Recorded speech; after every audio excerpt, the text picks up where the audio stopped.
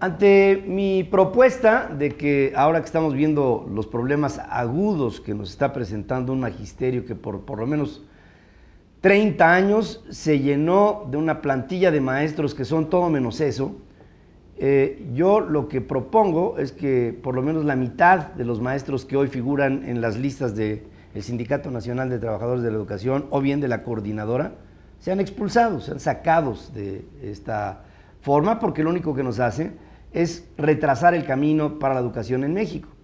Hay algunas voces que me dicen cuando hago esta propuesta que es demasiado radical lo que estoy tratando de hacer. Yo me pregunto, ¿qué es lo que se necesita para que en cualquier país, vamos a abstraernos de lo que sería México, en cualquier país se dé un proceso educativo que acabe siendo lucrativo en el tiempo? Es decir, acabe siendo proactivo y propositivo. Se necesita una escuela que esté apta y en condiciones, se necesita un maestro que esté dispuesto a enseñar y que tenga las herramientas, y se necesitan alumnos que estén ansiosos de aprender. Ese es básicamente lo que necesitaría una comunidad estudiantil, aparte de padres de familia involucrados, en fin, autoridades que estén esmeradas en que haya una absoluta atención primaria sobre todas las cosas a el tema de la educación. Hablo de primaria desde el punto de vista de primordial. Pero, ¿qué es lo que nos pasa? Que las escuelas las tenemos, no en su mayoría en buenas condiciones. Esto se arregla. Los alumnos ahí están y muchos de ellos querrían tener sistemas muy abiertos. Yo no conozco un ser humano que no quiera aprender. Pero, ¿qué pasa con los profesores? No tenemos profesores aptos para enseñar. Y entonces, si nos quedamos con la plantilla de profesores como está, lo único que vamos a hacer va a ser extender la problemática en el tiempo. ¿Para cuánto? Pues quién sabe para cuánto tiempo. El hecho es que hoy no tenemos las bases para poder decir que México está apto para enseñarle a sus hijos todo lo que tienen que aprender a lo largo de, por lo menos, la aspiración sería que los mexicanos tuviéramos una media educativa de por lo menos secundaria. Si esto no es así, yo me pregunto, por lo menos es lo que he aprendido en la vida.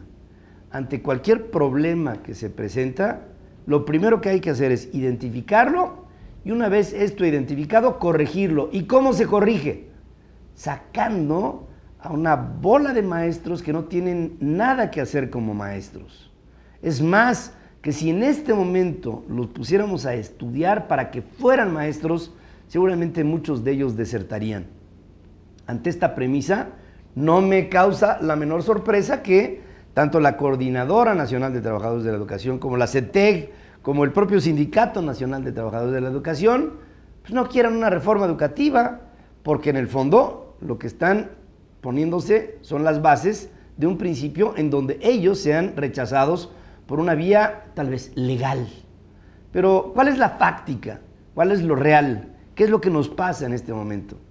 Que no tenemos, si yo tuviera una escuela y más de la mitad de mis maestros no fueran maestros y fueran otra cosa, no apta para enseñar, estaría yo pensando en dos alternativas: quitar a los maestros que nos sirven para poner maestros nuevos, o cerrar la escuela ante la imposibilidad de cumplir con mis funciones. Es un negocio que no jalaría.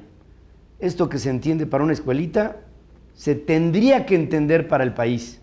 Y cuando aquí propongo soluciones radicales a problemas enormes como este, mucha gente dice, no, Pedro, ese no es el camino. Hay que seguirle tapando el ojo al macho, es lo que me sugieren, ¿no?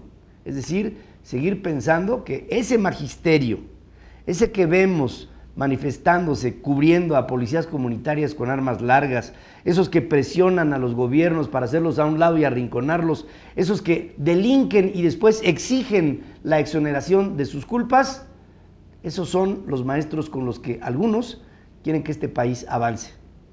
¿Qué se diría de esto en Singapur, o en China, o en Japón, o en Francia, o en Alemania? Pensarían que estamos locos. ¿Y sabe qué? Que en el fondo lo estamos. Lo que pasa es que no nos damos cuenta. de nuestra locura.